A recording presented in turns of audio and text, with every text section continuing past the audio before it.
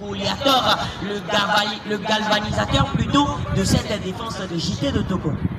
Oui, on va le dire comme ça. Et cette défense a par moment eu des moments de fébrilité et ils ont un peu lâché quelque part, mais et pour l'instant dans l'ensemble, on peut quand même qualifier cette défense d'impeccable pour l'instant parce qu'ils arrivent à contrer de nombreux assauts de la part de cette promotion de Monas FC. Toujours sur ce plateau, Honoré Aziagué, de ton point de vue, qu'est-ce qui n'a pas marché avec cette formation de Monas de Baguida? Rebonsoir à tous et merci. C'est un réel plaisir de partager ce plateau avec mes confrères Rodef et Thierry Minson, Rodef Afivi. Et pourtant, cette formation de Monas en bleu avait pourtant parfaitement entamé cette rencontre.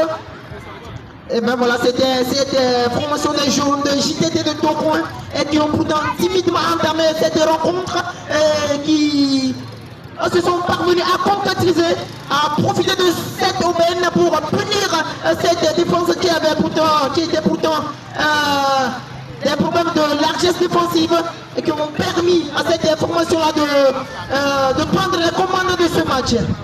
De ton point de vue, Thierry Messon City, c'est peut-être la tactique du coach de cette formation de Monas qui a peut-être, excusez-moi de le dire ainsi, qui a peut-être été une passoire et ces hommes de JT ont trouvé la faille de cette défense de Monas pour le punir avec ce but que je dis, but classificateur. Thierry Messon.